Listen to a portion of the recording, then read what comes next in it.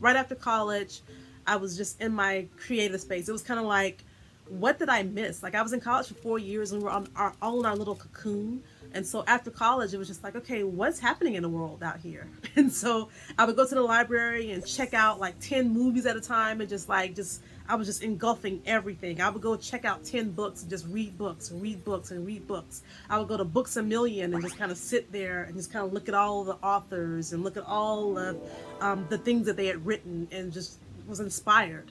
And so the story of Rayven Choi, like I said, it was playing in my head of the what if. That was always something I wrote down, what if. And so that's kind of how it came about. I remember on the plane ride on the way back as well, I remember thinking something came to me was just like bridge the gap. And I don't know if this is bridging the gap between Korea and America or what that was, but I followed what it told me was to do this story, and that's where the story of Rayven Choi kind of came from that. When I was going to Books a Million, I would buy books sometimes. So I think this book was like on sale, The Seekers. It was a bounty hunter story. I have no clue how I came upon this book, but I bought this book. I think it was on sale for like $5 or something like that. And this is another kind of thing that changed my life, was reading The Seekers and the story of this group of bounty hunters. And I actually, at the time, I remember telling my uncle, like, let's become bounty hunters. And I was so inspired after reading this book. And he was just like, I'm not about to become a bounty hunter. I have a job. And so, because my uncle turned me down, he didn't want to be a bounty hunter with me. I ended up making it into a story. So that's kind of how the Rayven Choi story kind of came about, too. I don't remember a whole lot. I remember this was the second screenplay that I ever wrote. So I wrote a screenplay before called Drama.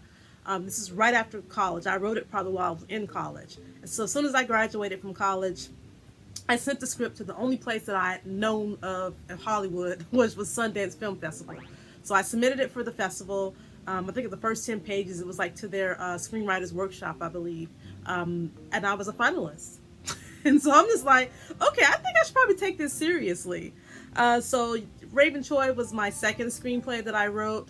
I don't know. I had so much time on my hand after college that, I mean, who knows? It may have taken me a month, it may have taken me 2 or 3 months. I know it wasn't very good to begin with, because I was a good writer, but I didn't have all the structure and all the things that I have right now. We started out drawing a comic book version of her while I was writing the feature film version of her.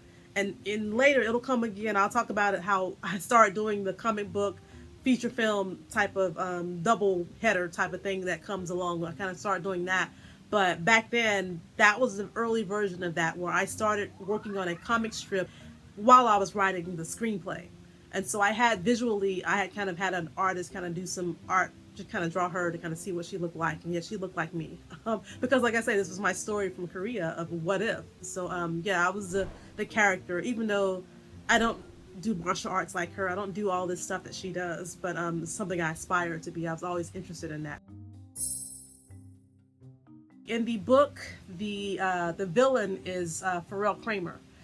He's based on a real character, on a real FBI mole, Robert Hansen. The story of him is like he's one of the the worst moles in U.S. history in the FBI. Like, he was selling us out to Russia and to all kinds of places. He was selling information on us for years. I think like 20 years he was doing this.